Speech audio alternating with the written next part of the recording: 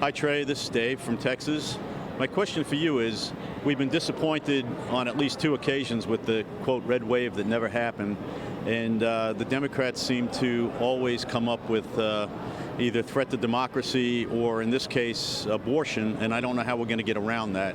So do you have any ideas about how we could possibly win in 24 if we keep on getting disappointed? You put your finger on something, Dave, the word disappointed. It stems from having unmet expectations. You were told there would be a red wave, and there was not.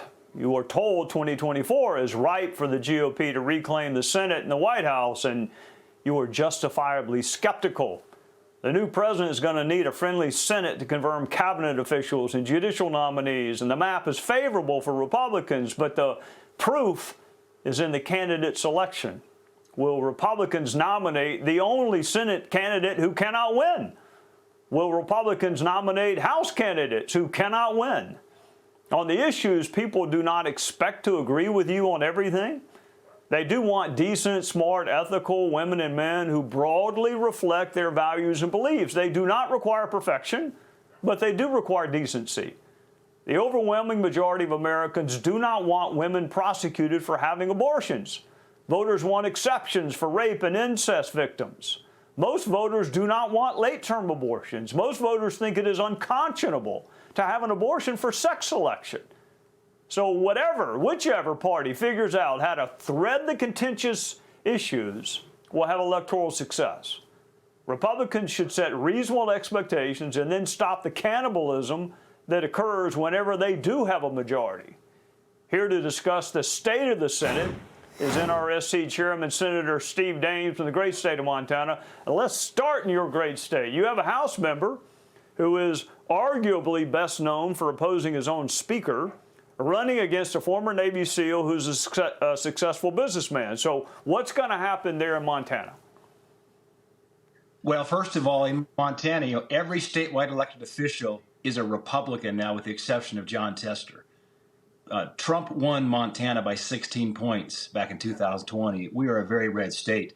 The Congressman Rosendale is not in the race yet, so I hope Matt stays in that House seat. He needs to build seniority there. I work with Matt, but I think it's best that we nominate Tim Sheehy. We recruited him into this race, Trey. He is a Navy SEAL. 100 combat missions for Tim Sheehy. He is an amazing American. He is a businessman. He also was married to a Marine. They both met at the Naval Academy. They both served in Afghanistan. They have 4 children. It's a great American story. Tim Sheehy will appeal across the broad spectrum of the electorate, not just to Republican voters, but to independent voters. And the key to winning in 2024 is finding candidates that can not just win primary elections, but can also win general elections and have a broader appeal. All right, you mentioned general elections and broad appeal. In Arizona, you have a candidate who claims Trump won, claims she won, insulted the Bushes and the McCains. Is that really the best candidate to win statewide in Arizona? And what about Doug Ducey? Yeah, well, I know Doug Ducey. In fact, we worked at Procter & Gamble together once upon a time in a prior life. But the key to winning in 24, Trey, is to not to focus on grievances from the past, but to focus on the issues that matter to voters. And there's a lot of issues that matter to voters. The high price of gas, the high price of groceries, of course, inflation, the out-of-control southern border and the crime wave that's coming across this country, as well as the terror threat from our southern border, and the weakness that Joe Biden projects on the American stage as he represents our country in foreign policy, the withdrawal from Afghanistan, a complete debacle, the complete failure of the appeasement strategy with Iran. And so if our candidates and Kari Lake focuses on those issues and not on grievances of the past, Arizona will be a very competitive state, and Kari Lake can win Arizona. Well, I hear she's on something of an apology tour, trying to mend fences. I just don't think there are enough Republicans in Arizona that you can afford to alienate them. But what do I know? Let's move to Ohio. Ohio voted for Trump and J.D. Vance and Sherrod Brown. How do you? I can't reconcile that. So who is the candidate in Ohio that you think can beat Sherrod Brown? Well, Trey, when you step back and look at the bigger map, this is the best map Republicans have had in 10 years for the United States Senate. We start with these three very red states of West Virginia, Montana, and Ohio, where in every one of those three states, every single statewide elected official is a Republican, except for Jon Tester in Montana, Sherrod Brown in Ohio, and Joe Manchin in West Virginia. Now, Joe Manchin's announced he's retiring, so that's going to be a seat we likely will pick up. That takes it to 50-50. Now it's down to Montana and Ohio as our two most likely pickup seats. In Ohio, you look at J.D. Vance. J.D. Vance won with 53.3% of the vote in 2022. That's the exact same number that Trump won by in 2020.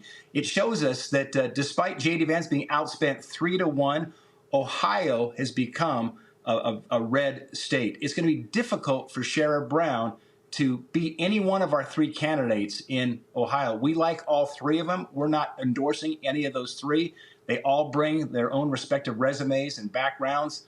And I like our chances in Ohio, but it's going to be a massive race, Trey. That's probably going to be a $300 million Senate race because the Democrats know they've got to keep Ohio or they lose the United States Senate.